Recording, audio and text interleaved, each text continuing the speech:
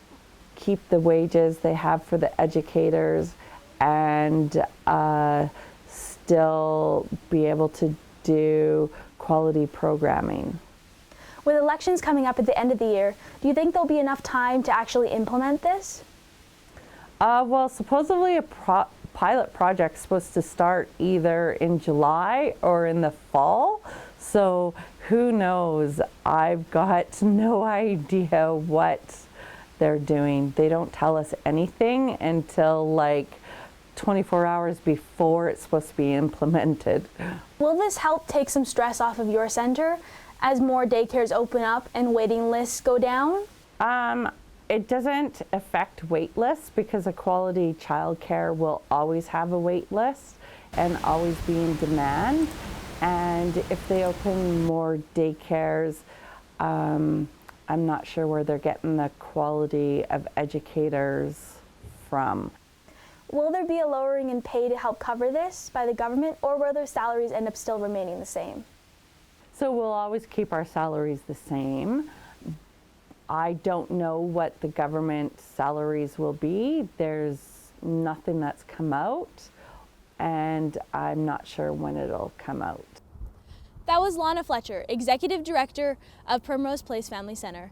I'm Robin Prevost with Second Edition News. I hope this helped shed some light on how this may end up affecting daycare workers and their charges.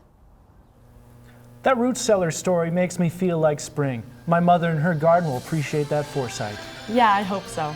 Coming up, we get to learn something new with our hosts. Welcome back to Second Edition. Randy, you'll want to pay attention to this next one. Artea Gargas shows us how to change a tire. And you're in for a sweet treat with Kylie Betts, showing us how to decorate our very own cake. Lastly, Sam Spady reviews one of my personal favorite childhood movies that turns 10 this year. Can't you feel that fresh spring breeze in the air? With the birds all chirping, the snow is melted, and our tires needed changing.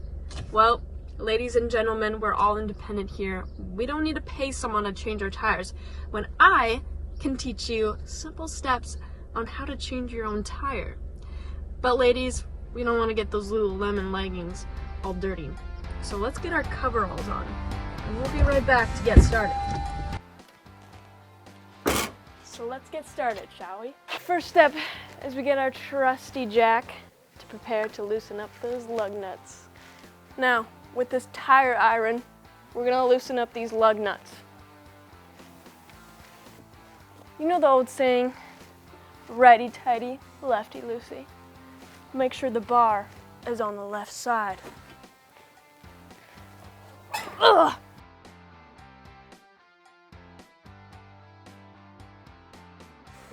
Once we got our lug nuts all nice and loosened, we're gonna jack up the tire more. We're gonna unscrew these lug nuts,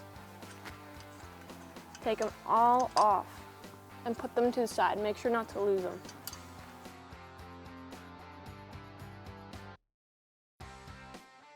Once the tire is off, we're just gonna roll this to the side now and grab our new tire. Once your tire is nice and stabilized and tight in there, we're gonna grab the lug nuts and screw them back on.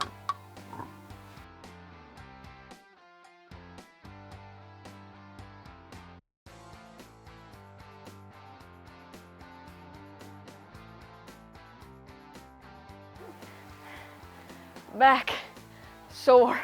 Once we hand tightened the lug nuts, we're gonna go back to our tire iron and tighten them up again.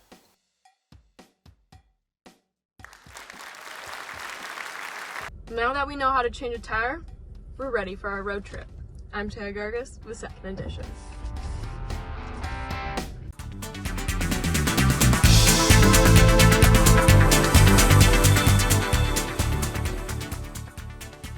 Thanks guys. Today, I'm gonna teach you how to decorate a cake. Decorating cakes and making cakes and giving a cake to your loved one have been around for a really long time. It's always there to show your family that you love them. Even if you don't bake the cake, you can decorate it. What's on the outside is all that matters. So today, I'm gonna teach you. This is everything you're gonna need today to decorate a cake. So you're just gonna get your buttercream icing and put it into your bowl. You can do like frosting. I just think my family prefers buttercream. You're gonna get a bit of food coloring. Don't use too much, because if you use too much, it's gonna be too dark and it will also taste like food coloring, and you do not want that. Now you're going to mix it. It's a bit of an arm workout, but just mix it up until it is even.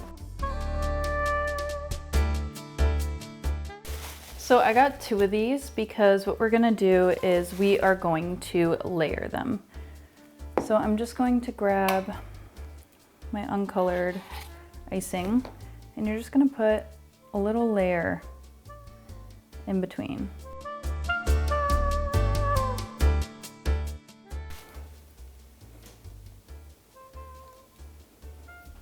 Perfect.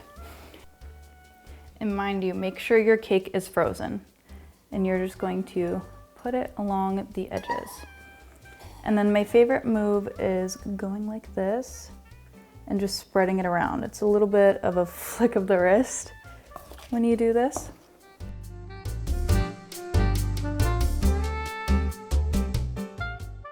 You're just gonna keep going until you get the whole sides covered.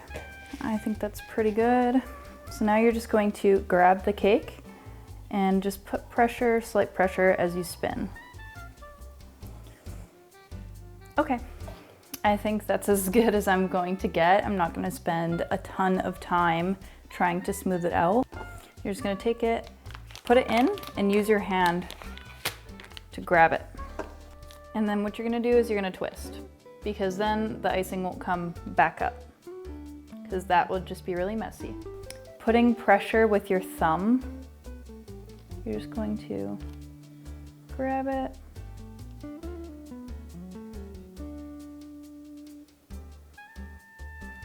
You can just do little dots, little stars on top. You can just do a line. You can do so many different trims. Now you know how easy it is to make a cake. It doesn't have to be perfect, it really is the thought that matters. And I bet anybody, like your family, your siblings, anybody you want to share this with will appreciate it. Thank you for watching. I'm Kylie Betts with Second Edition.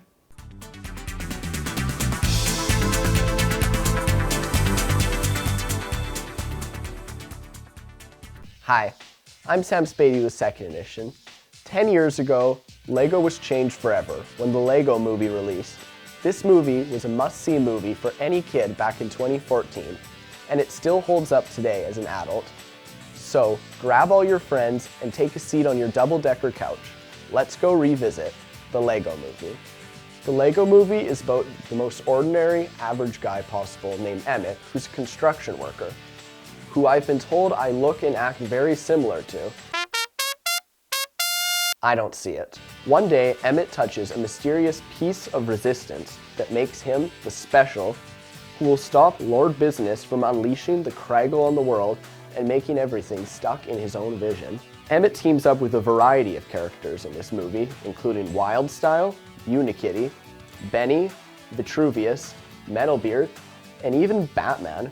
Emmett is able to use his knowledge on all the ordinary things about Lord Business's tower to sneak in and almost attach the piece of resistance to the Craggle until the gang gets caught and Vitruvius gets killed and reveals the prophecy about the special.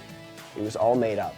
Strapped to the battery that will end his friends' lives, Emmett jumps off of Lord Business's tower and sacrifices himself for his friends. But the big twist of the movie is that when Emmett supposedly dies, he just makes his way into the real world. And everything we've seen, it's not real. The son has been playing with his dad's off-limit Lego, and the dad, he turns out to be played by Will Ferrell, who also voices Lord Business, making him the antagonist of this movie. The dad sees what his son has done to all his Lego and starts craggling everything back into place. As the dad is doing this, he realizes that his son is actually really creative. The dad, seeing this, asks the son about what's happening, and the son tells him, and the dad realizes that he's the bad guy of this story. With Emmett facing down President Business at the same time, the dad asks If Emmett were to say something to President Business, what would he say? The son tells him, you don't have to be the bad guy because you are the most talented, most interesting person in the world. Moved by his son, the dad finally puts the piece of resistance on the Craggle, ending everything, so everyone in the Lego Movie world can live happily ever after. 10 years have passed since this movie came out, and I think it's important for all those people who were kids when this movie came out to remember to embrace an idea as ridiculous as a double-decker couch and allow for creativity. I'm Sam Spady, the second edition, and remember, everything is awesome. Oh, the Lego Movie, always reminding us that everything is awesome. Exactly, and I finally know how to change my own tire. That's a wrap on second edition this week and the last of Team A. Make sure to check out next week's show for the last show of this semester with Team B.